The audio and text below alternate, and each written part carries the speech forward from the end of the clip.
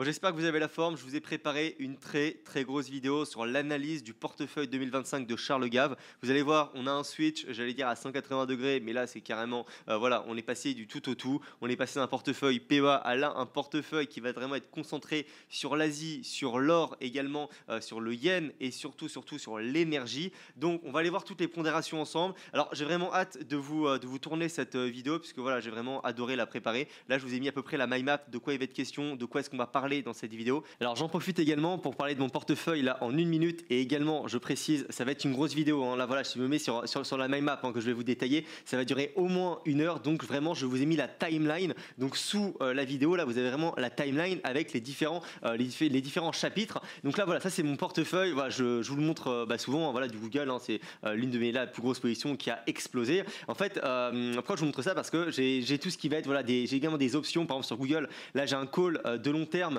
là voilà sur lequel j'ai 93% de plus-value. J'ai également un call sur Crocs que j'ai pris voilà il y a pas longtemps. Bref, ça part un peu dans tous les sens, mais d'un autre côté j'ai très peu de positions. Donc ce que je vais faire là, je voulais le mettre en place, je vous en parle depuis peut-être 6 mois, je l'ai enfin mis en place. Alors ça c'est la première version, c'est-à-dire que voilà comment dire, je vais reprendre un petit peu, mais alors l'idée c'est que chaque mois, d'accord, je vais en fait vous donner ce PDF qui sera mis à jour à chaque fois avec en fait l'allocation de mon portefeuille. Voilà par exemple le Rating Com, j'ai là ça un petit peu moins parce que là pareil depuis que j'ai fait le truc, ça Rating Com a baissé et Google a explosé. Donc voilà, mais bref, voilà, c'est pour en fait ici vous aurez vraiment moi ma philosophie que j'ai à travers l'investissement. Également le commentaire. Alors là le commentaire ça va vraiment être un commentaire de mois en mois, enfin de mois excusez-moi en mois. Alors pas tellement de oui ça a pris X%, non en fait surtout si ça a pris X%, pourquoi ça les a pris, et si ça a perdu X%, pourquoi ça les a perdus. Donc vraiment allez essayer de rechercher sur les rapports trimestriels etc juste ce qui finalement justifierait logiquement de manière assez logique voilà une baisse. Donc vraiment à chaque fois vous mettre le pourquoi ça a baissé, le pourquoi ça a monté, et finalement voilà moi ce que j'en pense directement avec ici voilà le récap. Donc voilà, voilà, par exemple mes dates d'achat, hein, là voilà, du Google en 2022, etc. Voilà, tout comme ce que je vous ai directement là, voilà, ou du BlackRock là par exemple, du BlackRock. D'ailleurs, il faut que j'ajoute mes actions également Tencent. Voilà, également, comme je vous l'ai dit, j'ai également ajouté donc la partie options, puisque effectivement j'ai des options, alors toujours très long terme. Hein, là, vous voyez, c'est une échéance 2027-2026.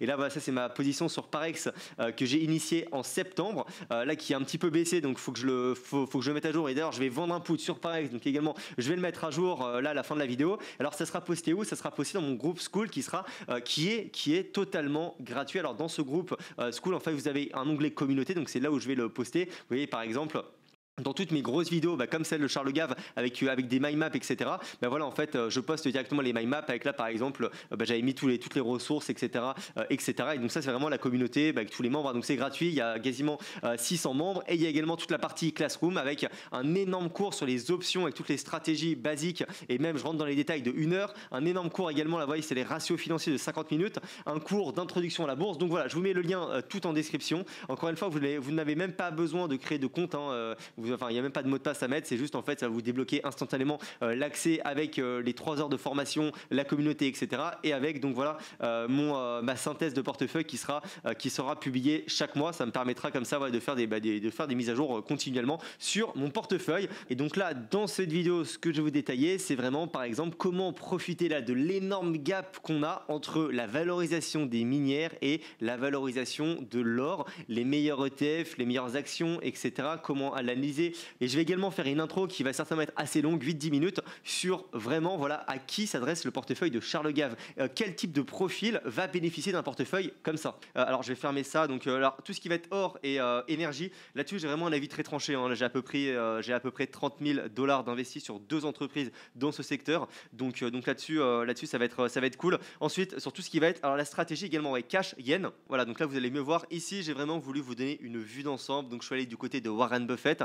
Donc lui, Warren Buffett, il joue la baisse du yen et plus particulièrement les entreprises japonaises depuis à peu près fin 2019. Donc voilà, ça fait à peu près 5 ans. Il a fait énormément d'argent là-dessus. Donc je vais précisément vous détailler voilà pourquoi il investit sur certaines entreprises exportatrices, importatrices, les impacts, etc. Comment finalement voilà il joue la baisse du yen et comment il a intégré cette dimension dans sa stratégie action long terme. Et ensuite, je vais vous parler de la stratégie de Charles Gave que je n'aime pas. Alors pourquoi? C'est parce que je ne la comprends pas. Enfin, si en fait je la comprends, mais je la trouve bien trop compliquée pour que ça fonctionne fonctionne dans la vraie vie. Et généralement, dès que vous commencez à parler de Forex et de banque centrale, voilà, c'est pas bon, il faut s'arrêter là. Dans le sens où, alors c'est très bien, hein, sur YouTube, ça fait plein de vues parce qu'en fait, vous avez un raisonnement qui est logique. Vous arrivez et vous démontrez par A plus B que votre thèse, que votre hypothèse, elle est bonne et que vous allez avoir raison dans le futur. Mais le problème, c'est que en fait, les règles du jeu, elles changent. Donc aujourd'hui, oui, vous dites, ok, bah regardez par A plus B, oui, évidemment, cette situation-là est insoutenable. Mais le problème, c'est que, eh bien, dans 6 mois, dans un an, les États changent les règles du jeu. Donc la situation qui aujourd'hui n'était pas soutenable devient soutenable. Et donc vous, en fait, bah, vous avez perdu de l'argent parce qu'en finance, quand vous vous trompez, vous perdez de l'argent. Donc c'est pour ça que c'est pas bon. Alors j'en profite pour faire une petite parenthèse. Cette vidéo se veut critique. Encore une fois, j'ai vraiment pour objectif de vous donner une vue d'ensemble. Alors critique non pas envers Charles, parce que enfin comment dire, Charles, je l'adore, hein, et enfin voilà, Charles, je partage à peu près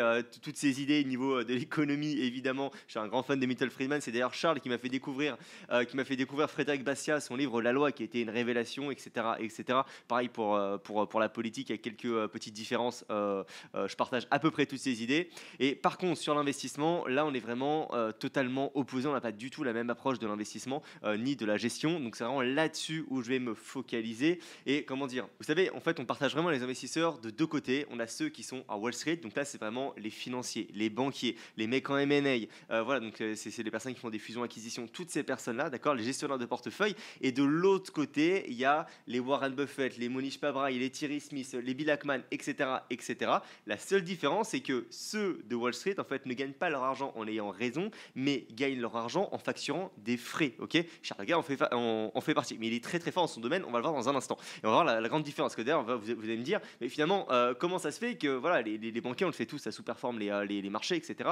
Comment ça se fait qu'il y en ait toujours autant? Comment ça se fait qu'il y ait toujours, voilà, toujours autant de personnes qui surtout les payent et qui en redemandent? C'est parce qu'en fait, comment dire, c'est vraiment l'offre et la demande. Vous voyez, il y a vraiment également deux catégories d'investisseurs. Par exemple, on va dire le client type d'une personne comme Charles Gave ou Gafcal, sa société, voilà, une personne à Wall Street, qui d'ailleurs, Gafcal, c'est quelque chose, hein, également Charles, quand on voit d'où il est parti, c'est-à-dire, je crois, de pas grand-chose, et ce qu'il a réussi à bâtir voilà, dans son domaine avec sa société, c'est vraiment, j'étais allé voir sur Bloomberg, Gafcal, ils ont à peu près 5 milliards sous gestion, donc c'est des ETF qui d'ailleurs, voilà, ils ont des frais délirants. Hein. Les ETF de Gafcal, c'est 0,60 de frais. La dernière fois que j'étais allé regarder, ils ont également une partie conseil. Enfin bref, voilà, ce que je veux dire, c'est que le client type d'une personne comme ça, en fait, ça va être typiquement, voilà, une personne, je sais pas, qui a vendu sa société à 30 millions, par exemple. Ok, il prend 20 millions, il va faire ce qu'il veut avec, et il va voir justement une personne à Wall Street, il va dire, ok, moi j'ai 10 millions, je te les passe, et tout ce que je te demande, c'est en fait, c'est de me les protéger. Donc tu vas me les faire croître de l'inflation, tout simplement. C'est-à-dire que si jamais je reviens dans un an qu'il y a une fin du monde, moi je te les ai donnés en dollars, le dollar il vaut plus rien,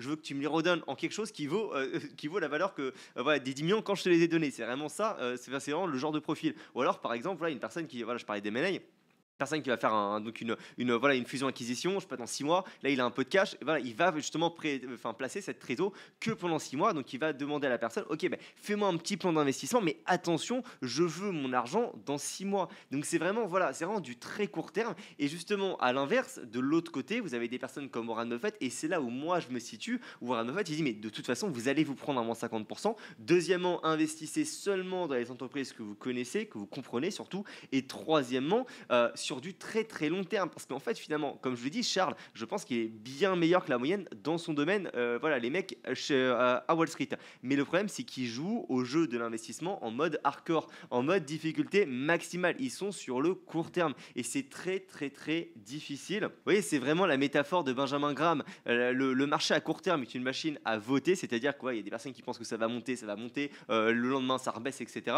Donc en fait on n'en sait rien, c'est vraiment l'offre et la demande, et à long terme par contre c'est une machine à peser. Qu'est-ce que ça pèse? Ça pèse les bénéfices, ça pèse vraiment les dollars. Donc c'est vrai que quand vous devez faire une stratégie d'investissement pour tirer parti d'une banque centrale qui va baisser ses taux avec un autre truc pour les 6 prochains mois, c'est très très dur. Et Charles l'a parfaitement résumé dans sa dernière vidéo. C'est-à-dire c'est ça l'art de la gestion, c'est d'essayer de bâtir un truc qui monte paisiblement sans te donner des arrêts du cœur. Parce que quand tu perds moins 30 ici, tu te dis qu'est-ce que je fais? Je garde ou je vends? Oui, oui. Probablement tu vends parce que tu es mort de trouille en disant je peux pas me permettre de perdre 30% de plus. Voilà, bon, limpide, probablement tu vends parce que tu ne peux pas te permettre de perdre 30% de plus. Voilà, il a vraiment tout dit. Et donc c'est pour ça que dans cette vidéo, je vais pas critiquer Charles, je vais critiquer plutôt son portefeuille, et même pas en fait son portefeuille, je vais critiquer vous, votre choix, parce que je pense que vous n'avez pas les deux facettes. Encore une fois, la facette court terme antifragile et la facette long terme croissance. Donc la question c'est, là, vous qui me regardez, est-ce que finalement vous avez déjà un patrimoine, est-ce que vous avez déjà construit votre patrimoine, auquel cas et vous voulez vous protéger d'une fin du monde avec ce type de portefeuille entre guillemets antifragile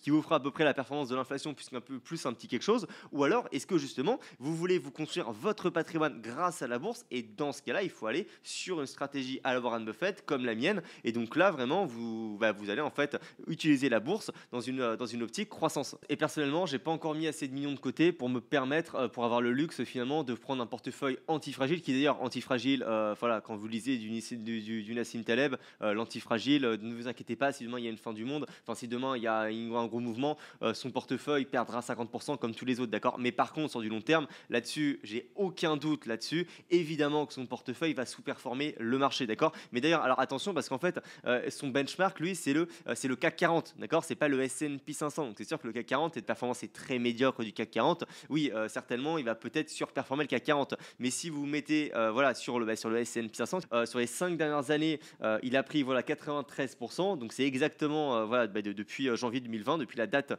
de création de son portefeuille idéal. Donc finalement enfin bref, ça fait à peu près du 50%, et comme vous pouvez le voir, ça a fait à peu près 2 fois moins de performance, ce qui est juste énorme. Parce que ce que les personnes elles oublient également en bourse, c'est qu'en fait si jamais vous rentrez pas maintenant, d'accord, et que le marché prend 100%, et que le marché ensuite il y a un crash, il perd 50%, vous rentrez au plus bas sur les 50% de baisse, ben, vous avez toujours un manque à gagner de 50% par rapport à la personne qui est rentrée aujourd'hui. Donc faites très attention, parce que dans l'investissement, les marchés financiers augmentent au-delà de 100%, d'accord.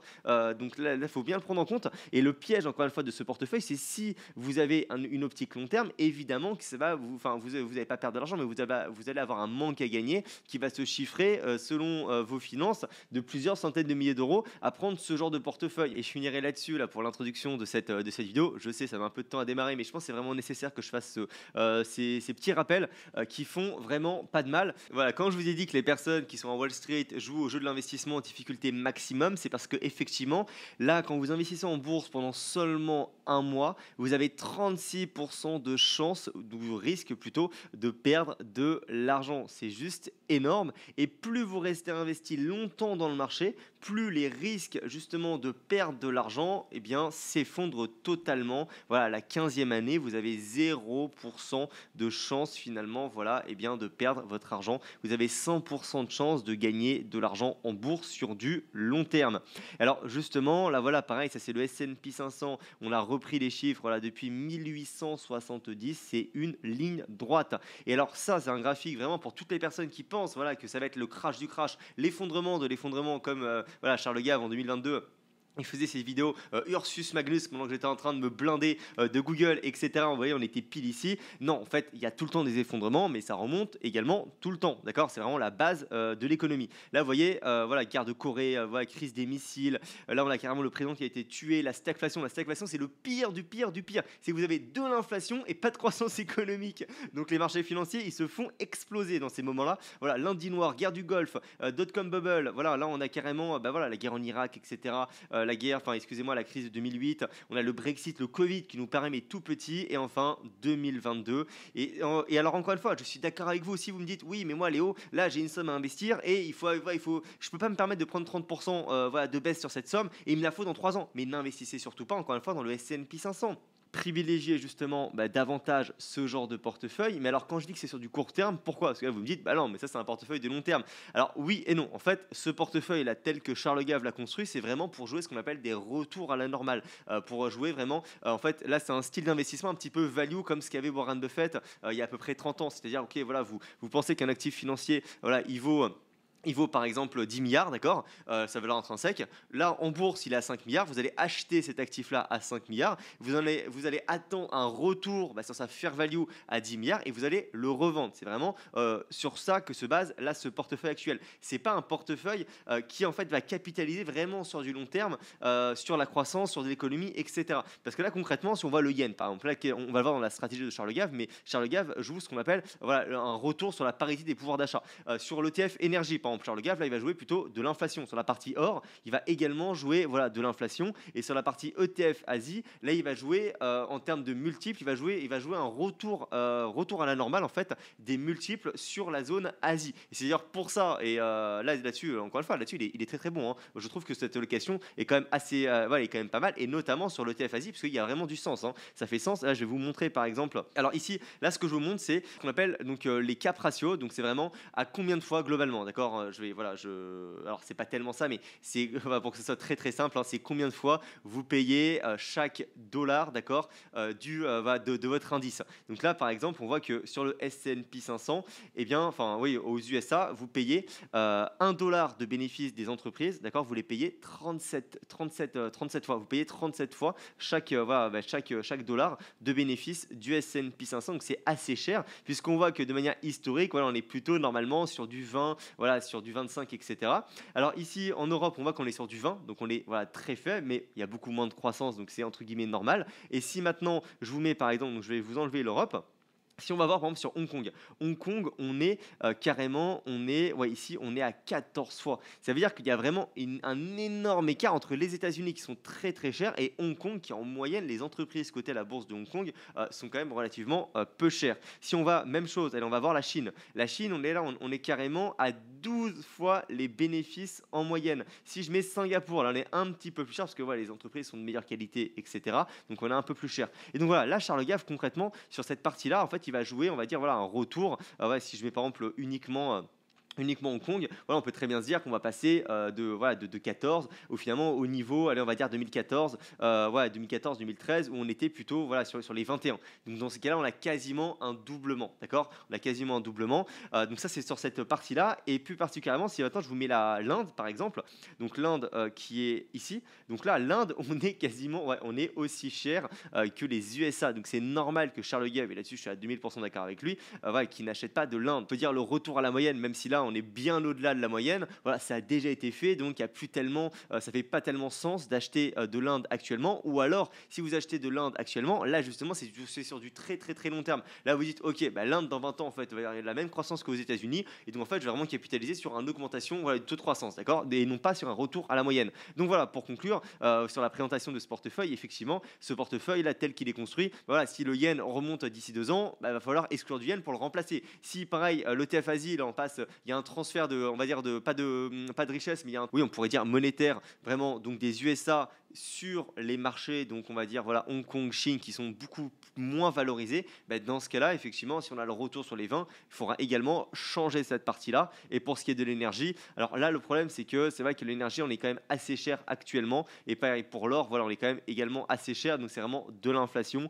Et justement, en parlant d'or et surtout de retour à la moyenne, on a actuellement un gap qui est historiquement élevé. En fait, on n'a jamais eu un écart de valorisation aussi élevé entre l'or, donc le prix de l'or sur le marché, donc voilà un lingot, et les minières, les niveaux de valorisation des minières. Donc là, on est vraiment, il y a vraiment une opportunité là-dessus pour aller récupérer finalement un comblement de gap ou plutôt un retour finalement à la moyenne.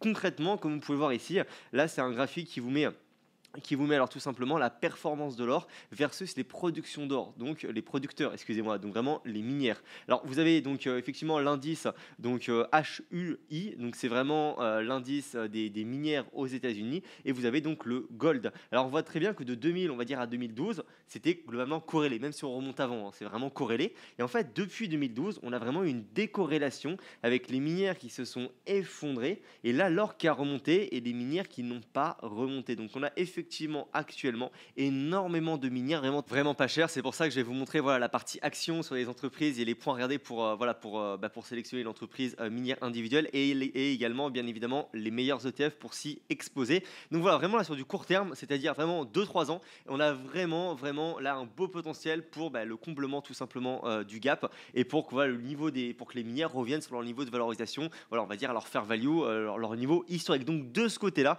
moi personnellement, quand je prends en compte la philosophie du portefeuille, je trouve que c'est beaucoup plus pertinent justement de s'exposer sur les minières et également pour un point qui est assez négligé, mais bon voilà, qui peut avoir quand même son importance, c'est que si vous jouez la partie énergie avec en même temps la partie minière et non pas or, c'est qu'en fait les minières, elles sont oui corrélées au prix de l'or, mais pas que. Vous pouvez très bien parfois avoir vraiment le prix de l'or qui explose et les minières qui diminuent. Là notamment, vous l'avez vu sur le graphique, on a une déconnexion. Mais là je parle plutôt sur du court terme, on peut très bien avoir une déconnexion ou plutôt vraiment un truc qui vraiment, vous voyez le prix de l'or s'est explosé et vous votre minière qui diminue. C'est parce que sur du court terme, vraiment voilà sur quelques mois, les minières sont vraiment corrélées, inversement corrélées au prix du baril du pétrole. Si le prix du baril du pétrole il augmente, ce qu'on appelle en fait voilà, je vous l'ai mis ici, c'est vraiment ce qu'on appelle le AIS et donc c'est vraiment le coût de maintien tout compris, donc c'est vraiment le coût de production par once d'or, vraiment net, combien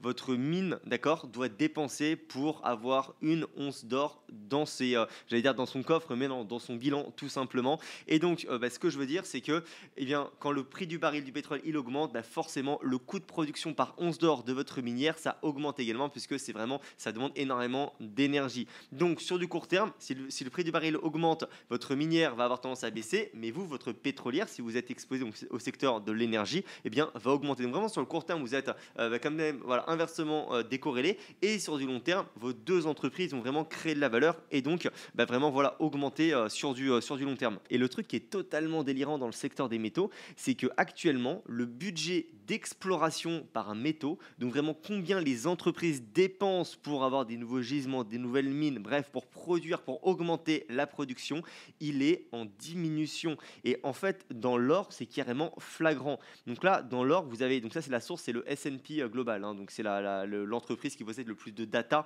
dans ce secteur-là.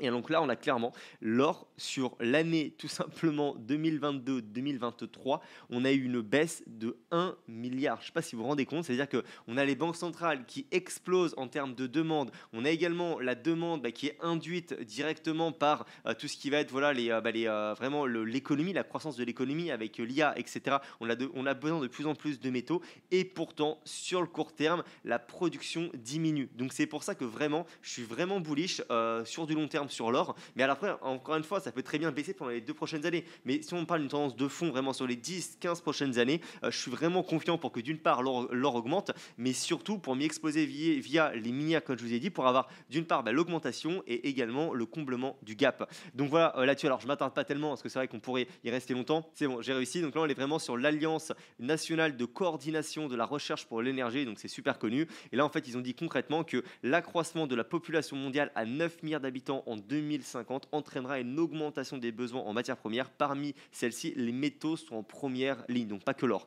car elles soutiennent les activités humaines de base, mais aussi tous les développements dans le domaine des nouvelles technologies, de la mobilité et de l'énergie. La consommation de métaux est en augmentation d'environ 3 à 5% par an depuis une quinzaine d'années, et elle a donc quasiment doublé depuis le début du siècle. Si les tendances actuelles se poursuivent, les projections indiquent que pour satisfaire les besoins mondiaux d'ici 2050, nous devrons extraire du sous-sol plus de métaux que l'humanité n'en a extrait depuis son origine. Alors qu'en fait, on est en train de baisser dans le même temps les explorations pour avoir des nouveaux gisements. Donc je pense clairement qu'on va avoir, clairement en fait une crise et qu'on va avoir pas une pénurie, mais en fait le prix va vraiment augmenter dans les années qui vont venir sur les métaux. Donc là, pareil, je vous ai mis les budgets annuels d'exploration des métaux donc des années 2000 à 2023.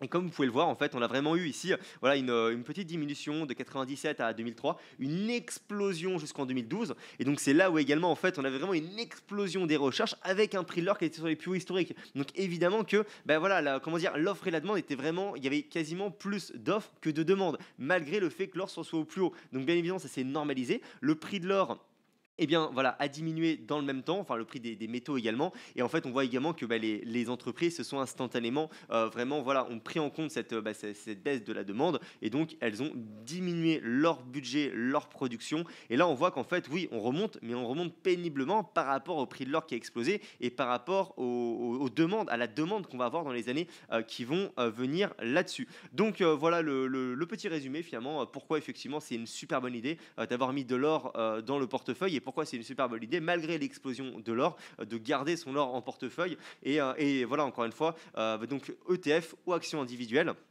Justement pour jouer cet or. Donc alors je vais commencer directement par les actions. Le problème de l'or et le problème des minières, d'accord, c'est que c'est terriblement cyclique. C'est vraiment quelque chose, il faut être accroché, il faut avoir énormément de compétences pour analyser une minière. C'est vraiment, alors j'ai pas envie de dire que c'est difficile, mais en fait il faut savoir où chercher l'information et quelle information chercher. Et encore une fois, je me répète, c'est très très très cyclique. Donc si vous ne pouvez pas, en fait, si vous n'avez déjà pas, enfin si vous n'avez pas déjà un pied dans des actions individuelles, je ne peux pas vous recommander d'investir dans des minières. C'est voilà, c'est vraiment, vous pouvez vite vous prendre un moins 50%. Donc là-dessus, il faut être prêt. Et en fait, au-delà d'être prêt, comme le dit Charles Gave, voilà, certainement vous allez vendre parce que vous ne pouvez pas vous prendre 30% de plus. D'accord. En fait, pourquoi vous ne pouvez pas vous prendre 30% de plus? C'est parce que vous ne savez pas trop ce sur quoi vous êtes investi et donc vous avez peur que finalement votre actif ne remonte jamais. Si vous n'avez pas fait d'analyse, c'est totalement normal. Donc c'est pour ça, faites très attention. Moi, j'irai toujours, comment dire, conseiller des ETF voilà, une personne qui, voilà, si vous ne lisez pas les rapports annuels de vos entreprises, prenez des ETF. Comme je vous l'ai mis ici, globalement, vous avez Rio Tinto, c'est l'une des plus grosses, d'accord. Et voilà, sur les 10 dernières années, on voit bien, bon, ça augmente, hein, il y a une tendance de fond, mais c'est vraiment, vraiment cyclique, ok. Là, on a Barrick Gold, c'est une énorme entreprise également. Voilà, on parle d'une capitalisation boursière de quasiment, voilà, 30 milliards. Là, sur Rio Tinto, on est à 100 milliards, donc c'est des énormes entreprises. On a un rendement de 6%, c'est également des énormes rendements, parce qu'effectivement, une minière, bah, tout le but, c'est, voilà, on l'a vu ensemble, c'est le coût de production par once d'or, le produire le plus bas possible. Par exemple, on peut avoir des mines d'or qui produisent finalement à peu près 1400 dollars par once d'or et qui revendent ça sur le marché actuellement là à 2005. Donc voilà, la plus-value, évidemment, elle va se servir de cette plus-value pour non seulement explorer des nouvelles mines, donc faire des nouvelles recherches, dépenser de l'argent là-dedans et surtout pour verser un dividende, d'accord. Et enfin, voilà, Newmont qui, pareil, voilà, entre les deux, on a 47 milliards, voilà, un rendement un peu plus faible et surtout, voilà, une énorme cyclicité. Quand on passe de 86 à 50, là, le prix de l'or, il augmente, votre minière, justement, elle augmente pas. Donc voilà, c'est toujours un petit peu délicat de se mettre là-dessus. Et justement, donc les points à regarder pour analyser une minière, donc là, j'aurais pas le temps parce que les quatre parties du portefeuille vont prendre pas mal de temps. Donc ce que j'ai fait, c'est que je vous ai mis directement l'entreprise, donc B2Gold, la minière que j'ai ajoutée à mon portefeuille, qui d'ailleurs, B2Gold est exclusivement sur de l'or parce que voilà, si je remonte plus haut, tout ce qui va être Rio Tinto, en fait, produit pas que de l'or, produit même énormément d'autres minerais que de l'or. Même chose B2Gold, même si on a un énorme focus sur l'or, pareil pour Newmont. Mais voilà, la B2Gold, c'est vraiment exclusivement une minière qui va vraiment produire donc de l'or. Alors donc, ce que je vous ai fait directement là, c'est pour que ça aille plus vite. C'est que je vous ai mis la présentation qu'on avait fait avec tous les membres qu'on accompagne, justement, la présentation donc de B2Gold, enfin oui, l'analyse en fait qu'on a fait sur B2Gold, ce qui nous a permis, voilà, comment dire, de mettre l'entreprise en portefeuille et donc de connaître l'entreprise. Donc à partir de ça, en fait, vous allez pouvoir à peu près, voilà, vous situer ou voilà, où aller rechercher l'information. Donc voilà, globalement. Voilà comment ça se structure une analyse de minière, hein, c'est la même chose pour toutes les minières. Vous remettez ça finalement, voilà, si vous voulez analyser une autre minière, c'est à peu près la même méthodologie. Donc c'est vraiment, voilà, c'est vraiment présentation de l'entreprise, les différences entre les mines en opération et leur coût d'extraction par once d'or, la présentation des sites en développement très très important. Votre minière, bien évidemment, en fait, sa mine d'or, elle va s'épuiser au fil du temps. Donc il faut absolument qu'elle ait tout le temps des projets dans son pipeline, donc de nouvelles mines, d'accord. Et d'ailleurs, plus votre mine vieillit, plus son coût de production par once d'or augmente, puisque plus il faut aller profond, plus voilà, il faut mettre du capex, etc. Donc c'est super important de toujours avoir des nouvelles mines en développement. C'est le cas sur B2Gold. Donc présentation également des réserves et ressources, super important. Combien votre mine, d'accord, a de réserves? Il faut généralement au moins 10 ans de réserves, où on sait que quand vous achetez une minière, on a déjà 10 ans de réserves d'or, d'accord. C'est très important également. Analyse du management, ça c'est, voilà, j'ai dit que c'est très important, mais c'est que des points qui sont super importants. Donc les critères ESG, alors là, pouvez vous dire, voilà, c'est bullshit les ESG, je suis d'accord avec vous, mais pas dans les minières. Dans les minières, c'est très important, puisque en fait, il y a vraiment l'ESG dans les minières. C'est pas comme voilà, sur du Tesla ou du Philip Morris qui a un score ESG supérieur justement à Tesla. Non, en fait, dans les minières, en fait, il y a vraiment énormément de déchets. Donc, ouais, les critères ESG sont quand même assez importants. Voilà, donc tout ce qui va être les résultats Q1, évidemment, les points importants, voilà, les principaux chiffres du projet. Ça, c'est un projet qu'ils ont en développement. Le développement de la mine Fekola, ça, c'est une énorme mine qu'ils ont au Mali. Ce qui est très important également, c'est les permis d'exploitation et les redevances que les mines paient aux États. Alors là, par exemple, je crois que j'étais sur Bit2Gold. Voilà, sur Bit2Gold, voilà un petit peu pour vous donner, non, excusez-moi, sur Barrick Gold, pour vous donner un petit peu les allocations et surtout pour vous donner les différentes zones géographiques dans lesquelles votre entreprise elle exploite des mines. En fait, on est de partout et dans chacun, voilà, Côte d'Ivoire, voilà, la Zambie, la Tanzanie, la République dominicaine, voilà, le Mali. Le Mali, c'est très là-bas, il y a énormément de mines. Et en fait, par exemple, B2Gold, en fait, elle doit payer des redevances, une fortune au gouvernement malien. Et parfois, le gouvernement peut dire, bah, en fait, moi, je vais pas te renouveler ton permis l'année prochaine. Et dans ce cas-là, vous avez votre minière qui perd 30% instantanément en bourse. Ou inversement, justement, ce qu'on a eu là sur B2Gold, ils ont extrêmement bien, ils ont noué un beau partenariat avec le gouvernement malien. Et donc là-dessus, là, ils ont signé un truc pour plus de 10 ans. Donc c'est top. Voilà là-dessus, mais c'est vraiment quelque chose à prendre en compte. La partie production, voilà, les prévisions du prix d'or, voilà, la valorisation et voilà, les coûts de production d'une pour chaque mine cotée en bourse. En fait, il faut vraiment que vous compariez le coût de production de votre minière par rapport à ses concurrents. B2Gold est très bien positionné. Et voilà, tout simplement, c'était à peu près pour vous donner une idée d'une minière, ce qu'il vous faut à peu près dans votre analyse pour que vous ayez un truc qui soit correct, pour que vous puissiez vous allouer votre argent sur une entreprise. D'accord? Donc ça, c'était vraiment pour la partie action, entreprise individuelle. Et typiquement, B2Gold, voilà, pour vous donner une idée, je vais pas mettre 10% de mon portefeuille dessus, d'accord. Ce qui est bien, c'est voilà, vous pouvez choisir 2-3 minières, vous les mettez dans votre portefeuille, vous êtes très bien. Voilà, si vous mettez du Barrick Gold, du B2Gold et également du Rio Tinto pour avoir plus une exposition sur voilà, des métaux autres que l'or qui sont également en forte demande, c'est vraiment pas mal. Et donc maintenant, on va se mettre sur vraiment les ETF. Donc oui, évidemment, vous aurez moins de performance, mais par contre, là vraiment, vous allez pouvoir jouer le comblement du gap entre les minières et l'or en achetant directement un ETF qui va regrouper toutes ces entreprises minières. Alors là, je vous ai mis vraiment les ETF qui sont disponibles pour les Européens, à peu près les meilleurs en termes d'encours sous gestion, frais, etc.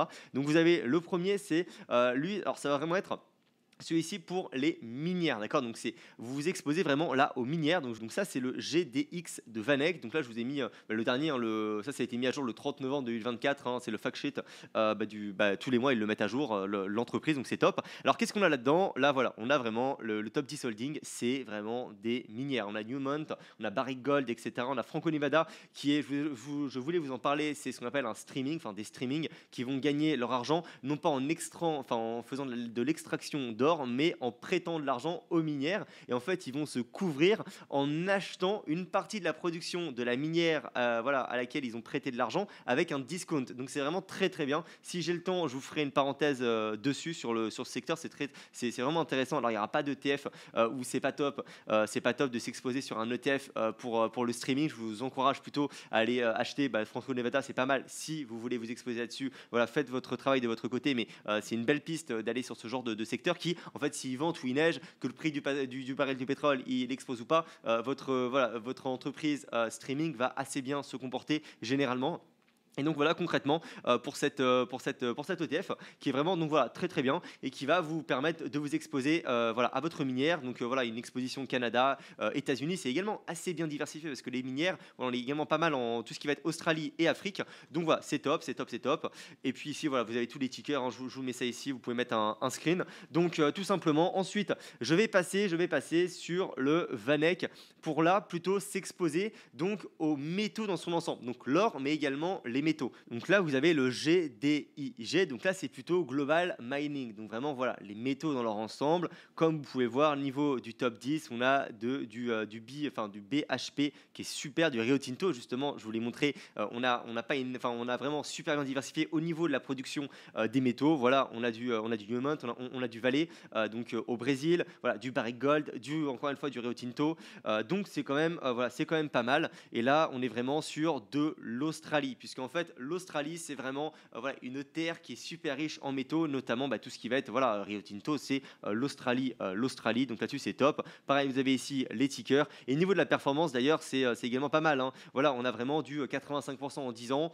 Voilà, donc c'est quand même pas mal. Là, on a du 119% en 10 ans. Et comme vous l'avez vu, en fait, sur les 10 dernières années, justement, sur les 10 dernières années, comme vous pouvez le voir avec ce graphique-là, on a vraiment une sous-performance des minières. Là, normalement, ça pourrait vraiment exploser dans les années qui vont venir si on a ce complément du gap. Et enfin, je vous ai mis là, en fait, l'ETF pour vous exposer directement à l'or. Donc, c'est l'ETF de BlackRock, tout simplement. Donc, voilà, c'est le iShares Physical Gold. Donc, ils ont vraiment le collatéral en or, hein, si vous voyez, si je me mets vraiment sur le fact sheet. Voilà, donc voilà, c'est vraiment du physique, tout simplement. On a très peu de frais. Voilà, on a très peu de frais et c'est vraiment sur le prix de l'or. Donc c'est du BlackRock, hein, on a 16 milliards, 17 milliards dans cours sous gestion, donc c'est vraiment top. Un tracking error qui est vraiment très très faible, donc là-dessus c'est top. Bon, encore une fois, c'est du BlackRock et c'est ici, c'est où? Oui, voilà, on a vraiment énormément effectivement d'or au coffre pour couvrir cet ETF. Donc voilà, vous voyez globalement, encore une fois, comment dire, hop, alors je me remets comme ça. Voilà, ce que je voulais vous dire ici, c'est que, voilà, oui, de l'or dans le portefeuille de Charles Gave, c'est très très bien, mais voilà, vous pouvez vraiment vous optimiser là-dessus en ayant, à la limite, voilà, ces 3 ETF, hein, vous mettez ces 3 ETF dans votre poche or. Bien évidemment, avant, faites bien votre travail de votre côté. N'allez pas bêtement comme ça acheter une minière parce que justement, je vous ai dit dans la vidéo qu'on va avoir le comblement du gap. Non, il faut quand même aller comprendre vraiment comment le business model d'une minière, voilà, comment ça interagit, etc. Ça va pas vous prendre non plus des centaines d'heures, mais si vous avez de l'argent, j'imagine que vous l'avez durement gagné et ne vous inquiétez pas, vous n'allez pas perdre du temps à aller vous renseigner sur ce genre de placement, tout simplement, d'accord, parce qu'il y a vraiment des optimisations à faire. Et maintenant, je vous propose de passer directement sur la partie ETF énergie et plus particulièrement sur la partie énergie, puisqu'encore une fois, on va pas seulement traiter des ETF, mais également des actions. Alors donc voilà, ici, je vous ai mis 2 ETF que je trouve, je pense que c'est... Alors attendez, je fais des conneries. Je pense que c'est bon, je pense que c'est à peu près les meilleurs. Donc c'est tout simplement c'est l'ETF en fait, le X-Tracker qui va donc à chaque fois c'est Normusit, hein, Normusit. Donc tu vois qui va répliquer. Alors attendez, hop, en fait qui va également vous permettre de vous exposer en fait aux leaders, on va dire, des marchés dans l'énergie. Là notamment si je vais dans le top 10, on a voilà du Exxon, du Chevron, du Shell, du Total Energy, du Conoco, du BP et on a du Canadian Natural. Donc on a vraiment voilà des grosses majors pétrolières vraiment. Donc là-dessus, on est vraiment pas mal. Niveau du fact sheet, pareil, c'est un bel ETF, d'accord. C'est un bel ETF qui est depuis 2016. Niveau donc également, alors c'est réplication physique, hein, c'est pas donc c'est pas éligible dans le PEA, c'est pas un synthétique.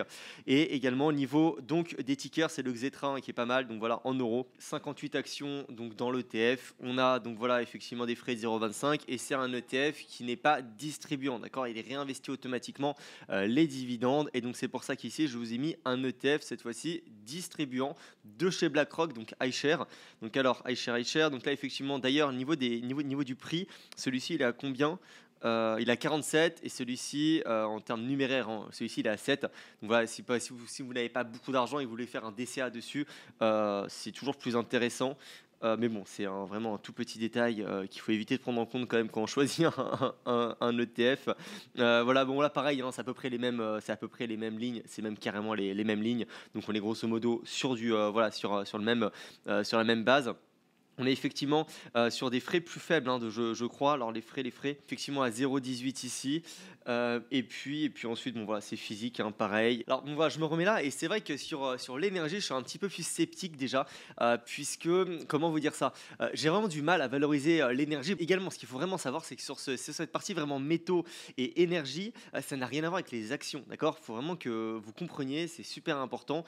Pour valoriser une entreprise, on va faire ce qu'on appelle, on va projeter les flux futurs de trésorerie et on va les actualiser à un certain taux et ça va nous donner notre fair value globalement. Sur les métaux, c'est pas la même chose. Sur les métaux, c'est vraiment l'offre et la demande. Même si dans X années, enfin même si je veux dire dans 3 ans, on aura besoin énormément de métaux, si aujourd'hui il n'y a pas de demande, le prix du métaux ne va pas s'envoler, le prix de l'or ne va pas s'envoler. C'est vraiment une dynamique d'offre et de demande de manière instantanée. Donc c'est vraiment pas pareil. C'est pas la même.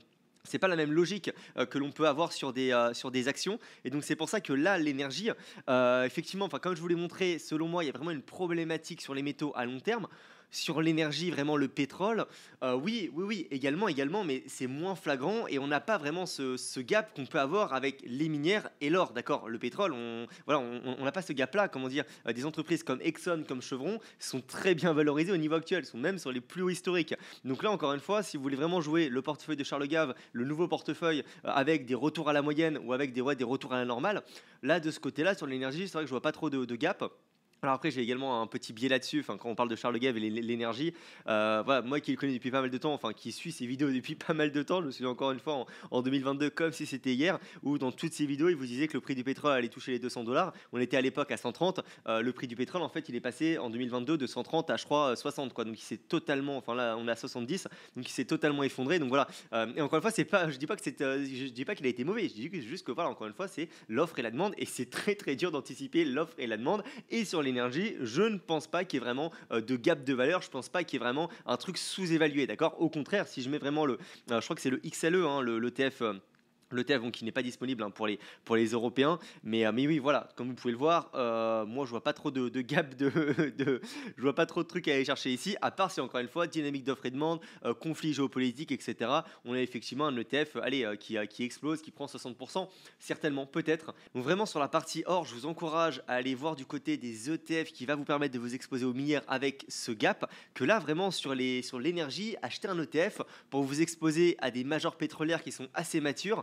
Voilà, je suis pas particulièrement fan de ce côté-là, et c'est pour ça qu'en perso, évidemment, j'ai pas d'ETF dans l'énergie, mais je me suis exposé à une small cap justement, à une small cap sur l'énergie, qui là m'offrait justement une décote énorme et m'offrait vraiment un retour à la moyenne tout simplement stratosphérique. Alors cette fois-ci là, je vous ai mis directement l'analyse qu'on avait fait avec Paul sur ma chaîne YouTube. Donc là, elle est disponible, hein. Je vous mettrai le lien directement, mais voilà, en fait, on avait fait vraiment un live de 1h29 sur la présentation d'une entreprise pétrolière, plus particulièrement donc Parex, et ça va vous permettre vraiment, eh bien en fait, c'est la même méthodologie encore une fois. Donc, si vous regardez ce live, voilà, on parle à chaque fois de ressources, de stock. On parle également du coût coût de production par baril. On parle des différents projets. On parle du management, etc. Donc voilà, effectivement, ici, comme vous pouvez le voir, donc ça, c'est vraiment les différentes zones dans lesquelles voilà exploite B2Gold. Là, on a la présentation voilà de B2Gold.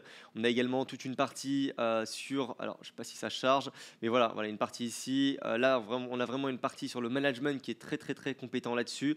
Et voilà, globalement, l'entreprise, enfin la présentation, excusez-moi, et sur l'entreprise sur laquelle je me suis positionné directement, puisque là, le secteur de l'énergie, oui, j'y crois également à long terme, mais encore une fois, je me répète là-dessus, pas forcément sur les entreprises comme Exxon ou comme Total, même si j'ai du Total en portefeuille, mais ça représente vraiment une toute petite part de mon portefeuille. Là où j'ai mis une belle cartouche, c'est vraiment sur Parex, là, en septembre, quand ça s'était totalement effondré. Et c'est vrai que là-dessus, je suis un petit peu embêté, puisque je ne peux pas vous recommander d'acheter des boîtes en fait comme Parex, des small cap pétrolières, puisque là encore une fois, en fait, il faut être très très très très très accroché. Au niveau de la volatilité, ça va à l'encontre du portefeuille que Charles Gave essaye de vous construire, vraiment antifragile, voilà, qui vous fera très peu de rendement, mais très peu de volatilité. Donc voilà, là-dessus, c'est vrai que j'ai pas encore, il faudrait que je cherche un petit peu plus. Là, effectivement, peut-être à la fin de la vidéo, d'ici là, j'aurais réfléchi en même temps pour vous proposer peut-être une alternative. Mais ouais, c'est vrai que ETF comme ça, énergie, pour aller vous exposer sur des majors pétrolières, je suis pas fan là-dessus. Donc voilà. Donc on passe directement aux 25% de son portefeuille qui est alloué sur un ETF, donc qui va vous exposer sur des actions, enfin, puisque là, au global, il n'y a que 25% de son portefeuille sur des actions.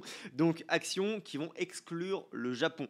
Donc alors là, je le comprends, puisque c'est vrai que si vous jouez vraiment un ETF, et non pas des entreprises individuelles, si vous avez en même temps du cash en yens dans votre portefeuille, donc ça veut dire que vous attendez que le yen augmente, voilà, globalement, autant directement ne pas vous exposer également sur les actions japonaises, puisque vous avez déjà du cash yen en portefeuille. Donc là, il a exclu là-dessus le Japon. Et c'est vrai qu'également, le Japon, les niveaux de valorisation sont bien moins importants que ce que vous pouvez avoir, comme on l'a vu en début de vidéo, sur du Hong Kong ou sur la bourse chinoise, avec carrément des niveaux de valo à 13-14 fois les bénéfices en moyenne des entreprises chinoises. Donc c'est pour ça que là-dessus, voilà à peu près ce que l'on a au niveau de l'ETF Asie.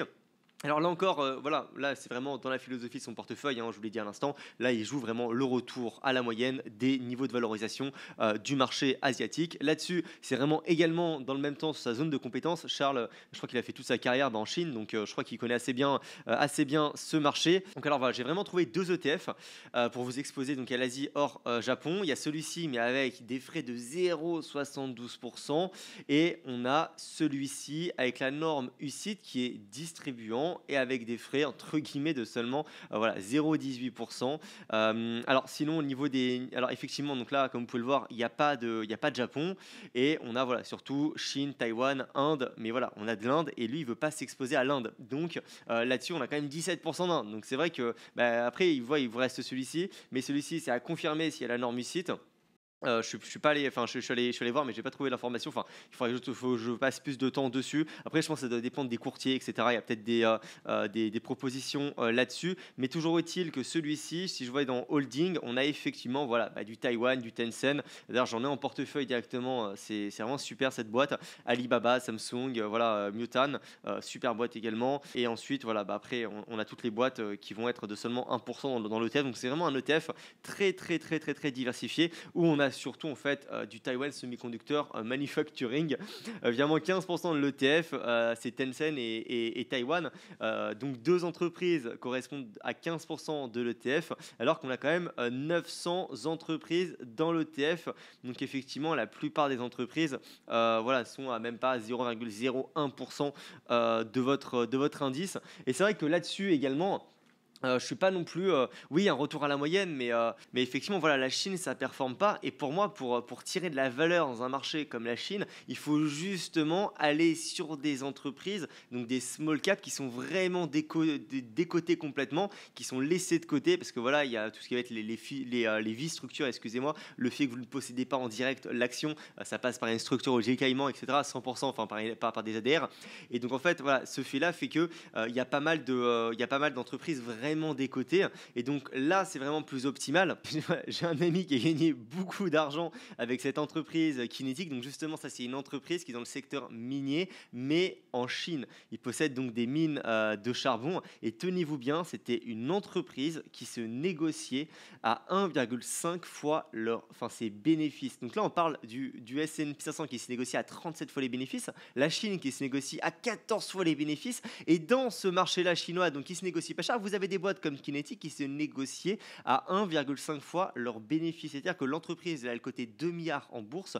Son bénéfice net sur une seule année, d'accord, elle produisait chaque année 1,5 milliard. C'est juste dingue. Donc voilà, dividende de 50%, etc. C'est juste ouf. Voilà, les opportunités qu'on peut avoir justement sur le marché chinois. Mais encore une fois, voilà, dites-vous que le marché chinois, oui, il est sous-valorisé, mais c'est parce qu'ils ont également pas mal de problèmes en Chine, quoi. C'est quand même un gouvernement communiste. On peut dire ce qu'on veut là-dessus, oui, ils sont plus favorables qu'en France, etc. Certes, je mets ça de côté, mais c'est un gouvernement communiste. Vous faites pas ce que vous voulez. Il y a les vies-structures. Bref, moi, je pense vraiment que les multiples de la Chine, les niveaux de valorisation qu'on a sur le marché chinois dans son ensemble sont, oui, sous-évalué par rapport à ce qu'on peut avoir aux États-Unis, mais pas non plus tant que ça, quoi. Faut pas s'attendre à avoir un truc, justement, faut pas se dire ouais, je vais investir dans un ETF Asie pour justement avoir finalement un retour de 15 fois les bénéfices à 37 fois les bénéfices comme aux États-Unis. Non, ça n'arrivera jamais, tout simplement. Enfin, non, faut jamais dire jamais, on n'en sait rien. Et voilà, sinon, là, voilà, je vous ai mis le S&P 500 voilà, par-dessus l'ETF Asie. En fait, effectivement, quoi, c'est vraiment, vous voyez, au bout de la combienième année, voilà, ça commence en 2008.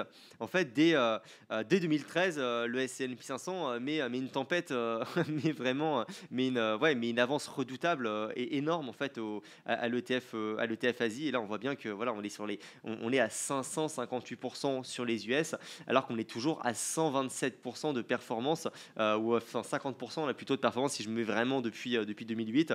Et sinon depuis ici, bon, c'est pareil, hein, voilà, 600% sur le S&P 500. 135 sur le Japon. Donc voilà, à vouloir quand même toujours s'exposer là où c'est pas cher, bien souvent, vous avez effectivement une performance qui est également un petit peu médiocre. C'est la fameuse phrase de Warren Buffett. Il est préférable d'acheter une entreprise exceptionnelle à un prix moyen, donc normal, qu'une entreprise moyenne à un prix exceptionnel. D'accord ? Là, vous pouvez méditer là-dessus. Et donc, l'équivalence, en fait, il est préférable d'acheter évidemment le S&P 500 plus cher, mais c'est parce que c'est vraiment dedans, il y a des entreprises exceptionnelles qui évidemment révolutionnent le monde et qui délivrent du cash. Et j'avais également fait une super vidéo justement sur ma chaîne YouTube il y a 4 mois pour vraiment montrer le gap qu'il y avait justement à l'époque, il y a 4 mois, entre les small cap US et le S&P 500. Donc en fait, à la place de s'exposer donc sur finalement une zone géographique qui va être l'Asie pour jouer un retour, finalement voilà, une augmentation des multiples par rapport à une autre zone géographique qui sont les États-Unis, autant directement aller regarder dans une même zone géographique, donc les États-Unis, et dans cette zone géographique, vous allez voir la différence de valorisation entre les small cap et les large cap. Et là, quand j'ai fait la vidéo il y a 4 mois, alors depuis, malheureusement, ou plutôt tant mieux, comment dire. Là, vous voyez, je me suis mis depuis il y a 6 mois et depuis, on va mettre même depuis 3 mois. Enfin bref, le Russell, justement, c'est l'indice des 2000 small cap US, a vraiment explosé, justement, a explosé depuis. Mais là, il y avait vraiment une opportunité il y a 4 mois, il y a 5 mois, à jouer finalement un ETF Russell 2000 pour vous donner une idée, à l'époque, donc il y a 4 mois, le cap ratio aux US était le même qu'aujourd'hui, donc 35-37. Alors que le cap ratio du Russell 2000, donc de l'indice des small cap, était de seulement 10, entre 10 et 12. Donc il y avait vraiment un énorme écart. Et là, on est retombé niveau à peu près global. Mais plutôt, vous voyez, aller dans ce genre de... essayer de rechercher plutôt ce genre de stratégie plutôt que aller faire des trucs un petit peu exotiques là, en Chine, etc. Où je pense que vous prenez quand même un risque qui est un petit peu plus important. Et surtout, c'est quand même encore une fois des zones qui sont pas évidentes, sur lesquelles vous pouvez avoir des mauvaises surprises, etc. Et maintenant, je vous propose de passer sur la partie cash en yens du portefeuille de Charles Gave. Et pour ce faire, comme je vous l'ai dit précédemment, on va aller voir la stratégie de Warren Buffett, surtout les entreprises de Warren Buffett, et également la stratégie de Charles Gave. Alors d'ailleurs, niveau des entreprises de Warren Buffett, là, probablement vous vous dites peut-être, c'est super simple. Il suffit simplement d'acheter des entreprises qui vont exporter, donc des entreprises japonaises qui produisent, qui fabriquent quelque chose, qui conçoivent quelque chose au Japon et qui le revendent par exemple en Europe ou aux US. Donc si c'est le cas, naturellement, si jamais votre devise dans laquelle de votre pays, par exemple le yen, est faible, vous allez pouvoir payer les employés et surtout acheter les matières premières de manière locale, pas cher, avec votre yen qui est pas cher, et ensuite vous allez exporter ce produit fini par exemple aux États-Unis. Et dans ce cas-là, vous allez encaisser un dollar qui va être très fort. Donc quand vous allez rapatrier le dollar, le produit de votre vente, vous allez le convertir en yens. Et donc là, en fait, finalement, vous allez avoir beaucoup plus de yens. Et donc vous allez gagner de l'argent. Vous allez voir que c'est un peu plus complexe que ça. Évidemment, j'ai envie de vous dire, évidemment. Mais voilà, donc premièrement, effectivement, Warren Buffett, sa stratégie, elle est très très simple. En fait, pour exploiter les taux d'intérêt extrêmement bas du Japon, ce qu'il va faire, c'est que, ce qu'il a fait, en fait, il a emprunté en yens à un coût ridiculement faible. On parle d'un emprunt à peu près entre 0,40 et 0,50, donc c'est vraiment que dalle. Et avec l'argent, donc voilà, en fait on lui donne de l'argent et lui il paye simplement 0,50 d'intérêt sur la somme, donc ça lui fait un effet de levier mais phénoménal. Et donc il le fait en émettant des obligations dans cette devise. Donc voilà, il obtient du financement mais qui est presque gratuit, ce qui augmente la rentabilité de ses investissements via le levier. Il utilise cet argent donc pour acheter des actions japonaises. Alors pour profiter de la faiblesse du yen, pour acheter des actifs sous-évalués, Warren Buffett a investi massivement dans des entreprises japonaises exportatrices. Mais pas que, on y vient. Ces entreprises bénéficient directement d'un gain faible car leurs produits deviennent plus compétitifs à l'international. Et donc Warren Buffett, pour jouer la possible baisse du yen, en fait, parce qu'un yen faible augmente également la valeur en yens des revenus générés à l'étranger. Je vous l'ai un petit peu expliqué à l'instant. Donc, c'est ce qui améliore, le bénéfice des entreprises, en fait, de ces entreprises-là en particulier. Donc, alors, pourquoi Warren Buffett, il est finalement baissier sur le yen? En fait, c'est très simple. Il emprunte, comme on l'a vu, en yens parce que ça coûte presque rien.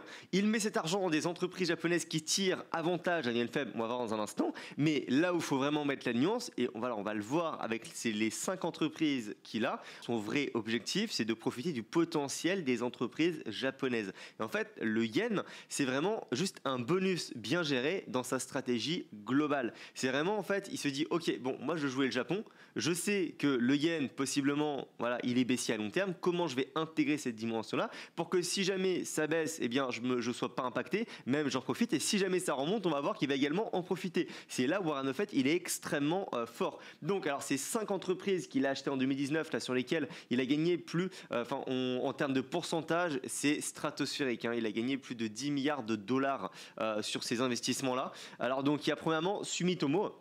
Donc là, l'activité principale, à chaque fois, c'est des conglomérats qui sont vraiment présents dans quasiment tous les pays du monde. C'est de l'import, c'est de l'export. Et donc, vous allez voir que finalement, vous pouvez très bien avoir une entreprise qui fait de l'import et quand même bénéficier d'un yen faible. Donc alors là, on est exportateur de métaux et produits chimiques, mais aussi impliqué dans l'importation de matières premières pour la construction. Alors donc, un yen faible favorise ses exportations, mais les importations coûtent davantage. Donc l'impact net, c'est positif, surtout pour ces activités d'exportation de métaux. Alors là, c'est là où en fait c'est super important d'aller voir, ok, en fait si jamais quelle part finalement représente les exportations et quelle part représente les importations du revenu total. Et quand je vous dis qu'en fait on peut quand même bénéficier par exemple d'une importation, c'est parce que là dans ce cas-là, Sumitomo, eh bien non seulement les importations sont une part pas minime, mais une part beaucoup moins importante que les exportations, mais surtout en fait on importe quoi? Est-ce que Sumitomo achète le produit finalement à l'étranger, ou est-ce que Sumitomo, je vous la fais courte, Sumitomo a par exemple va par exemple avoir des zones de production en Afrique, et donc l'importation, il va lui-même produire en fait le produit à l'étranger et il va l'importer dans sa filiale qui est au Japon, d'accord? Donc en fait il est un petit peu couvert là-dessus, même complètement, et c'est pour ça, bon là vu la durée de la vidéo on n'aura pas le temps, c'est une interview du CEO de Sumitomo, donc fait par Bloomberg, sur justement les potentiels de croissance et surtout l'impact d'un yen faible. Et globalement, je vous la fais en 2 lignes, effectivement Sumitomo tire un avantage d'un yen faible. Ensuite, sur tout ce qui va être Itochu. Alors Itochu, là en fait on est vraiment diversifié avec un énorme accent sur l'importation de matières premières. Et voilà, là justement vous allez me dire, oui mais justement si on importe des matières premières, eh bien si le yen il est faible, on va perdre de l'argent. Mais en fait non, parce que d'où est-ce qu'on importe? Eh bien on importe, c'est Itochu qui fabrique à l'étranger et qui importe au Japon. Et donc en fait quand Itochu importe au Japon les matières premières, en fait Itochu n'importe pas au Japon pour lui-même fabriquer quelque chose. En fait il l'importe au Japon et il va directement revendre au Japon à une entreprise japonaise, non pas à Itochu, non pas à sa filiale japonaise. Donc ce qui veut dire que en fait, le prix des matières premières étant corrélé au dollar, s'il importe et que le yen est faible, les entreprises qui vont lui acheter les matières premières au Japon vont payer le prix des matières premières en fonction du dollar. Donc la conversion en yen fera que si le yen est faible, il recevra proportionnellement plus de yen. Donc là-dessus, on est extrêmement bien. Et effectivement, on profite d'un yen faible pour importer à moindre coût et donc augmenter les marges locales. Et donc l'impact net, on est majoritairement bénéfique d'un yen faible grâce à une forte présence locale, parce que également il y a plein d'autres secteurs. On a également de la revente locale, donc là-dessus on est un peu impacté, mais on est effectivement majoritairement quand même bénéfique, comme je l'ai écrit. Là d'ailleurs j'avais mis un petit passage du conference call de Itochu. Et effectivement, vous voyez en fait ici par exemple, alors pareil, j'y pense, la majorité de ces entreprises également, ce qu'elles font, c'est qu'elles prennent des participation dans des grands groupes, d'accord, qui sont en dehors du Japon, et dans des grands groupes qui versent des dividendes, un petit peu comme L'Oréal qui a par exemple à peu près 10% du groupe Sanofi et qui reçoit de mémoire chaque année 500 millions de dividendes. Donc ça permet à L'Oréal de se diversifier avec une entreprise qui n'a rien à voir avec le secteur de L'Oréal. Bon là c'est un petit peu pareil, et par exemple tous les dividendes qui sont payés en dollars, parce que c'est des boîtes étrangères, arrivent en dollars et sont directement convertis en yens. Voilà, je vous traduis la petite phrase. Malgré les mauvaises performances des entreprises de minerais de fer et d'acier et des filiales, le bénéfice a augmenté grâce à l'impact de la baisse du yen et à la réduction des charges d'intérêt et autres. Donc encore une fois, là-dessus, ils sont assez bien pour ce côté-là. Ensuite, Mitsui. Donc là, l'activité principale, c'est majoritairement exportateur, énergie, produits chimiques, machinerie, avec une large base d'opérations à l'étranger. Donc voilà, les revenus étrangers augmentent en valeur lorsqu'ils sont rapatriés au Japon avec un yen faible. Et donc là, on est hautement, excusez-moi, bénéfique d'un yen faible, parce qu'on est vraiment sur du business model pure exportation. Et là, pareil, Mitsui, c'est juste énorme. On a vraiment des trucs, on est présent dans 60 pays. Et là, voilà, typiquement, un exemple d'intégration. En fait, on fait de l'exploitation de ressources naturelles en Afrique, donc qui appartient à Mitsui, combiné à des investissements également de Mitsui dans les infrastructures locales pour faciliter l'exportation vers l'Asie ou l'Amérique du Nord. Donc en fait, on est vraiment, c'est un petit peu, voilà, globalement, vous voyez, c'est comme des entreprises, encore une fois, comme Schneider, qui sont en France, mais qui ont seulement 10% de leur activité en France. Ensuite, Marubeni, rapidement, voilà, activité principale, voilà, importation de produits agricoles et énergétiques, exportation de technologies et services et aux infrastructures. Bon, voilà, on bénéficie sur ces exportations, la compétitivité, mais un yen faible, voilà, augmente également les coûts d'importation de matières premières. Donc là, voilà, encore une fois, vous voyez, là, c'est certainement, il faudrait les creuser plus, mais voilà, ça m'étonnerait pas que Itochu, finalement, les matières premières, ça m'étonnerait pas, excusez-moi, que Itochu, les matières premières, quand ils les importent au Japon, et bien justement, ils les revendent à, par exemple, Marubeni, d'accord. Et donc voilà, c'est dans ce cas-là qu'effectivement Marubeni, lui, est impacté quand il va acheter les matières premières en dollars. Ok, donc là, on est plutôt neutre. Voilà, qu'à son modèle combine l'import et l'export. Et voilà, je terminerai ici, fortement orienté pour Mitsubishi vers l'exportation, donc énergie, technologie industrielle et importation de ressources. Donc le lien avec le yen, ces exportations profitent d'un yen faible, augmentant leur compétitivité sur les marchés mondiaux. Et l'impact net, on est plutôt bénéficiaire, surtout grâce à ces activités d'export. Alors maintenant, ce que j'ai fait, c'est que je vous ai comparé ces 5 entreprises, d'accord, par rapport à l'indice japonais. Et en fait, on voit que ça a explosé en termes de performance, vraiment, leur indice japonais, puisque effectivement, ces 5 entreprises, c'est des entreprises exceptionnelles. C'est pour ça que Warren Buffett les a achetées. Donc globalement, on voit que là, depuis 2001, eh bien voilà, on a vraiment une explosion. On a le Topix qui a fait 131%. Voilà, là on a même Itochu qui a vraiment, mais voilà, c'est juste incroyable, 2000% de performance. Et même si on se met depuis 2008 par exemple, depuis 2008, voilà, ici on a quand même effectivement le Topix qui a pris 200%, mais en la majorité il a pris des 400, 450, 500, 665, 1700%. Et même donc voilà, depuis 2019, quand Warren Buffett les a achetés, on voit très bien qu'on a vraiment une surperformance en fait en tout temps de ces actions par rapport à leur indice. Donc oui, effectivement, faire du stock picking quand vous savez bien faire les choses, quand vous sélectionnez des belles entreprises, évidemment que vous allez toujours plus gagner qu'un simple indice qui va simplement en fait vous donner la performance moyenne des entreprises. Évidemment que ces entreprises-là sont au-dessus de la moyenne des entreprises qu'on peut trouver au Japon, d'accord. Maintenant, je vous ai comparé ces 5 entreprises versus non pas l'indice japonais, mais le S&P 500. Et là, eh bien, voilà, on voit effectivement que le S&P 500, ça délivre de la performance. C'est pour ça que je trouve ça très dommage que Charles Gave ne l'a pas inclus dans son portefeuille, même si actuellement c'est très cher. Et voilà, on voit bien, donc là, le S&P 500 effectivement est ici. Et on voit que voilà, le S&P, là par exemple, si vous prenez on va mettre vraiment depuis 2008, 4 actions sur 5, enfin 4 des 5 entreprises qui ont surperformé, mais de très peu quand même, de très peu. On a effectivement Sumitomo qui, pour le coup, là, voilà, a sous-performé. Et si on se met, on va dire, depuis l'explosion, voilà, on va se mettre vraiment depuis le Covid. Voilà, depuis le Covid, on a quand même ces 5 entreprises japonaises qui ont surperformé le S&P 500, d'accord. Alors maintenant, je vous ai comparé uniquement Itochu versus le S&P 500 et le Topix. En fait, on voit bien que Itochu a vraiment explosé, voilà, les deux indices vraiment de manière phénoménale depuis 2020. En fait, voilà, depuis vraiment depuis qu'Itochu est coté tout simplement en bourse. Alors pourquoi? Puisque voilà, comme on l'a vu à l'instant, vraiment Itochu, son activité principale, c'est vraiment un accent sur les importations de matières premières, donc qui arrive à jouer malgré son importation, vraiment capitalisé sur la baisse récente du yen depuis 2020, date encore une fois à laquelle, enfin 2019, date à laquelle Warren Buffett est rentré en position sur toutes ces entreprises. Alors avant de vous mettre la stratégie qu'a Charles Gave sur le yen, je voulais vous mettre cette magnifique vidéo sur le PDG de Piscine des Joyaux. Piscine des Joyaux, c'est une super entreprise, c'est une small cap que j'aime bien, que je n'ai pas en portefeuille, mais voilà, en fait, ce type de vidéo ne se démode pas, parce que là, je vais peut-être être un petit peu maintenant critique envers Charles Gave, qui sait, voilà, il faut le dire, il faut mettre les termes, n'a pas eu raison, je crois, sur un seul truc depuis à peu près 2-3 ans au niveau de la bourse. Donc ça, c'est pour vous mettre la petite interview. Dans la grande interview en direct sur Boursorama, c'est Jean-Louis Desjoyaux Joyaux, le PDG des Piscines des Joyaux. Bonjour. Bon, effectivement, le titre de la vidéo, c'est voilà, le PDG de Piscines des Joyaux qui dit dans l'interview en bourse, on peut nous faire confiance. Bon, cette vidéo date du 24 novembre 2021. Le 24 novembre 2021, on était ici. Voilà, on était exactement, bon, on était même ici, c'est-à-dire qu'on était au plus haut historique. Et en fait, depuis l'interview, effectivement, Piscines des Joyaux s'est complètement effondré. Donc voilà, c'est pour vous montrer qu'il n'y a pas que Charles Gave qui se trompe, c'est qu'en fait, le jour où vous allez comprendre que quel que ce soit Charles Gave, que ce soit Warren Buffett, que ce soit le CEO de votre entreprise, personne n'en sait rien, je n'en sais rien, personne n'en sait rien, personne ne peut prévoir ce que va faire les marchés dans les 6 prochains mois, dans la prochaine année, d'accord.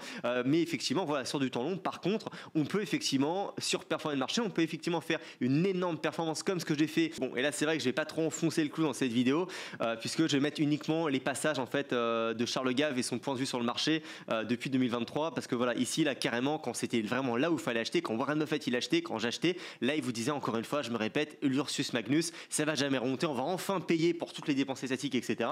Donc là, voilà, je vous propose de commencer par une petite vidéo qu'il a postée voilà, le 13 novembre 2023, donc pile ici, sur justement son point de vue sur le marché. Et là, de ton expérience de financier, comment tu trouves les marchés en ce moment? Je trouve il se passe un phénomène très très curieux. C'est que je suis différentes façons de gérer l'argent. Il y a plusieurs façons de gérer l'argent, il y a celle-ci, il y en a d'autres, etc. Et ce qu'il y a de marrant, c'est que ça fait 4 ou 5 mois que plus personne gagnera. Oui. On perd pas. Tu vois, les gens, ils sont un petit peu pétrifiés. Et alors, il y a quelque chose qui démarre, on se dit, ça y est, l'or est en train de partir. Et hop, il passe de 1930 à 2000, et hop, il retombe. Oui. Et donc, il y a le marché des actions de New York qui repart, et hop, il retombe. Et donc, tu as des faux départs comme ça. Et alors, les gens, ça va être terrible pour ceux qui suivent le mouvement, parce qu'ils se disent, ça y est, c'est parti, j'achète, et puis ça retombe. Ça retombe. Et puis ça repart ailleurs, d'où ils n'étaient pas. Et donc j'espère que là, avec cette petite vidéo, enfin au moins voilà, vous comprenez vraiment que si jamais là vous faites partie du type de profil que vient de mentionner Charles Gave, c'est-à-dire une personne qui va acheter un actif financier pour en anticipation d'une reprise finalement, mais qui dans la semaine la reprise n'a pas lieu et perd de l'argent, c'est que vous n'avez rien compris, ou du moins en fait c'est oui, vous jouez un autre jeu, vous êtes dans le court terme, le trading, et voilà, n'allez surtout pas penser que des personnes comme Warren Buffett ont finalement une vision de l'investissement de cette manière. Non, c'est pas du tout le cas. Je crois qu'on est dans une période un petit peu intermédiaire où tout le monde sait qu'il y a une période qui se termine. Mm. Ça a été celle des dépenses étatiques, ça a été celle de la croissance monétaire, ça a été celle des manipulations des taux d'intérêt, des taux de change, enfin tout. Il y a deux choses. Il y a ceux qui pensent qu'ils sont aux commandes et ceux qui agissent dans la réalité, c'est-à-dire les marchés. Et ce que je veux dire, c'est que les marchés, depuis quelques mois, ils sont dans les starting blocks. De temps en temps, ils font un faux départ et puis ils reviennent, et puis ils reviennent, ils reviennent. Et donc, ça veut dire qu'il n'y a pas de confiance pour qu'on lance une nouvelle tendance. Tu vois, on ne sait pas encore quelle est la nouvelle tendance, mais il y a les gens. Enfin, le départ de la plus grosse hausse du S&P 500 depuis les 20 dernières années a eu lieu 2 ou 3 jours. Donc, toi, coïncidence, hein, le timing. 2 ou 3 jours, on a pris, voilà, le S&P 500 a pris 35% sur l'année. C'est juste historique. Il ne se passe pas grand-chose. Et c'est ce que j'essaye de dire aux gens, je ne suis pas du tout certain, mais c'est une vieille expérience. C'est que c'est quand tu te balades dans la forêt, il y a tous les petits oiseaux qui chantent, et puis les bêtes qui font du bruit, les potes. Et puis si d'un seul coup, tu n'as plus un bruit dans la forêt, Oui. tu te dis, oups, faut peut-être que je monte un arbre. Tu vois ce que je veux dire, C'est comme quand tu fais une manif, quand ça s'arrête de faire du bruit, c'est toujours avant que les CRS ne chargent. Donc c'est le moment où il faut il effectivement vaut mieux monter partir dans dans un le endroit. sens. Ouais, c'est ça. Donc, Quand il y a un silence quelque part, tu te dis, oula, c'est comme quand tu as des enfants et que ça fait plus de bruit. il y a toute une série de choses dans les marchés qui tout le monde regarde. Et donc, comme toujours, quand tout le monde regarde quelque chose, tu sais que ça va pas partir de là. Ouais. Ça va partir d'un endroit auquel personne ne s'attend, parce que c'est la nature des choses. C'est la nature des choses. Si Sauf évidemment le plus gros marché haussier des 20 dernières années qui est parti d'ici. la masse monétaire aux États-Unis, taux d'intérêt aux États-Unis, tout le monde est hedgé dans tous les sens, il peut rien se passer. Et alors, ce qui nous amène peut-être à la deuxième partie de cette conversation, c'est qu'il y a quelque chose qui m'embête. Voilà. Alors, on va vous en parler. Bon, là, du coup, voilà, il va dire que la conclusion, c'est que à cet effort, voilà, là, il fallait acheter du yen, etc., etc. Mais encore une fois, vous voyez, il parle des masses monétaires, du taux d'intérêt, des banques centrales, des politiques, etc.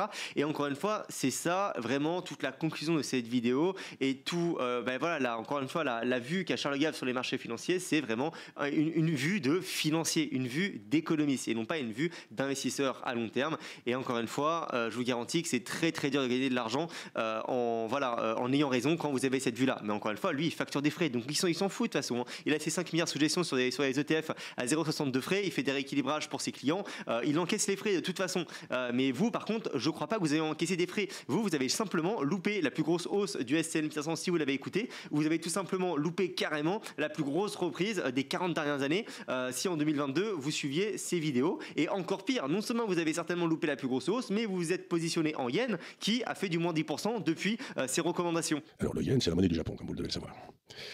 Et alors il se passe un phénomène sur le yen que j'ai pour ainsi dire pas vu depuis 50 ans.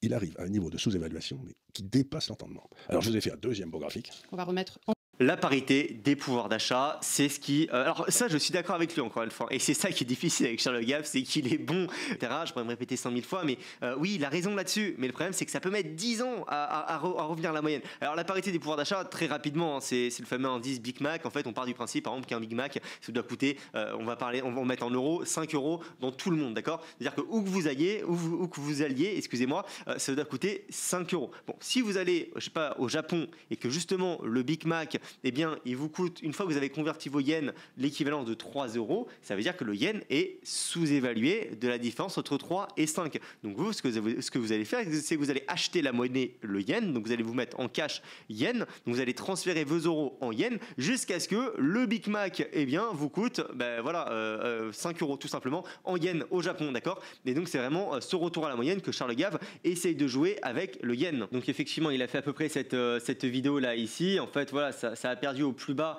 8%, et là il est toujours à peu près à moins 4% depuis, tout simplement. Et donc là il était à moins 8% quand il tourne cette vidéo dans laquelle il explique finalement pourquoi le yen baisse. En fait, plus le Japon devient riche, plus les transferts vers l'étranger augmentent. Et voilà. Et plus le yen baisse. Et plus le yen baisse, qui est le paradoxe. Jusqu'au moment où les rentrées qui viendront de ce qu'ils ont acheté, comme ça, parce qu'ils touchent des dividendes. Ils vont les réinvestir, ils vont faire des intérêts composés. Ils vont faire des intérêts composés, mais à un moment ou à un autre, ils vont devoir vivre sur ces dividendes. Oui. Donc ils les changeront en yens, et au moment où ces rentrées...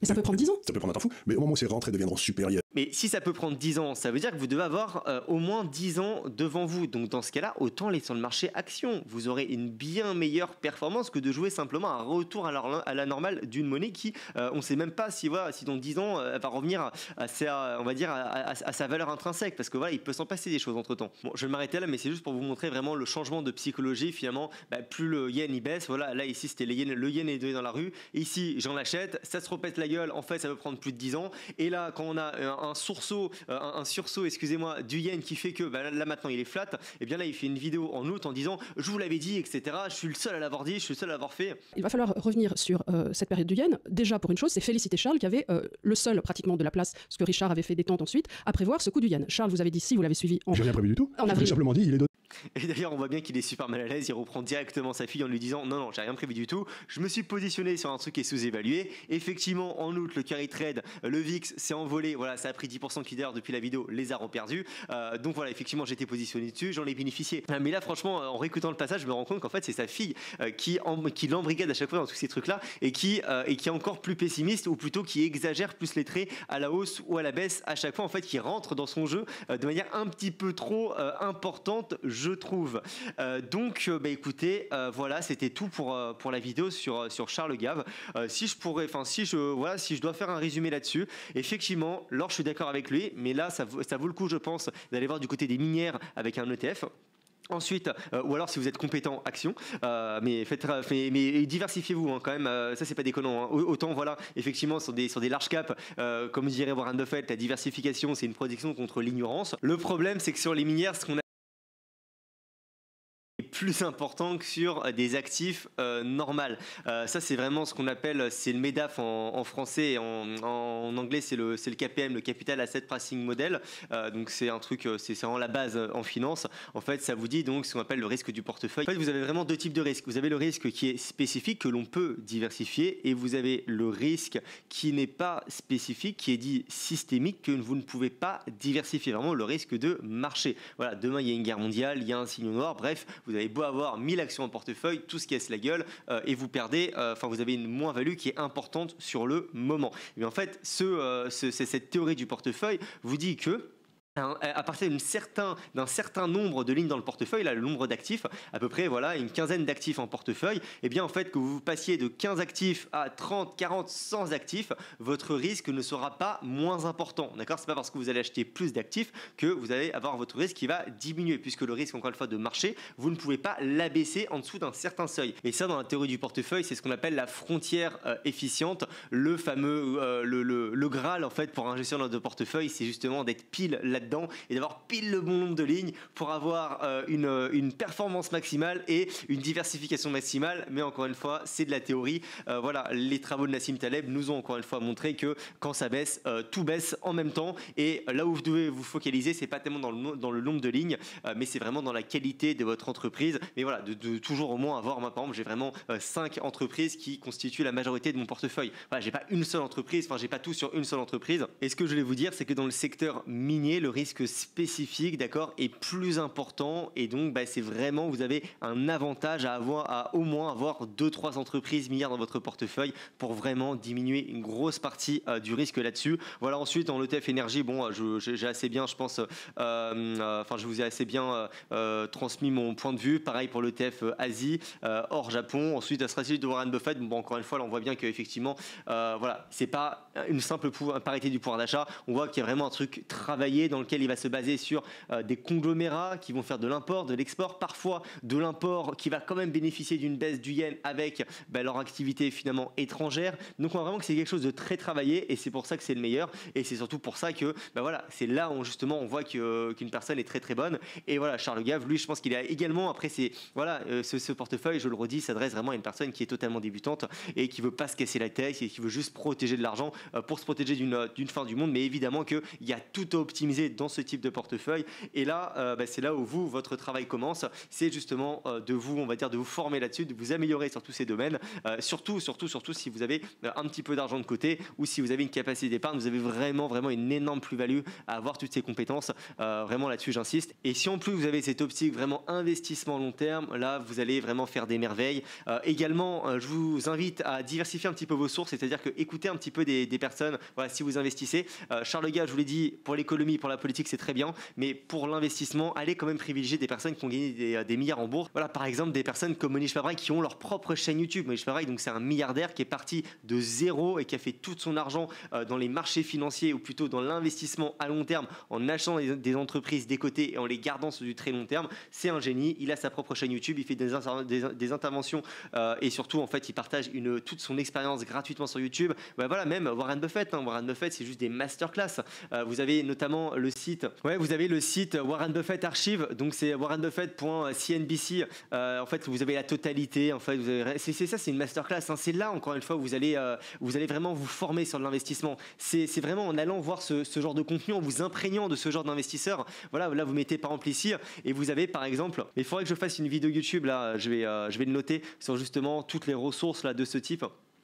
Qui sont disponibles sur internet, avec notamment les chaînes YouTube également de personnes comme Mohnish Pabrai, comme Gage Spear, qui sont vraiment très très bons et qui gèrent énormément d'argent et qui partagent ça gratuitement. Mais bon, je vous dis ça, vous avez déjà mon groupe School, je pourrais le mettre payant mais sans problème. Vous voyez, rien que les modules qu'il y a dans la partie Classroom, en fait c'est des trucs là, par exemple ce module là, si vous regardez cette vidéo et que vous êtes débutant en bourse, je vais vraiment justement vous montrer l'interaction vraiment de votre entreprise par rapport à ses bénéfices, etc. Ici, on va les voir encore une fois du côté de tous les ratios financiers et ça va vraiment vous donner une belle vue d'ensemble. Et encore une fois, vous aurez suffisamment d'informations pour ensuite approfondir de votre côté, etc. Donc voilà, je vais mettre à jour et poster ma petite update du portefeuille et on se retrouve dans une prochaine vidéo. C'était Léopold, bonne soirée à vous.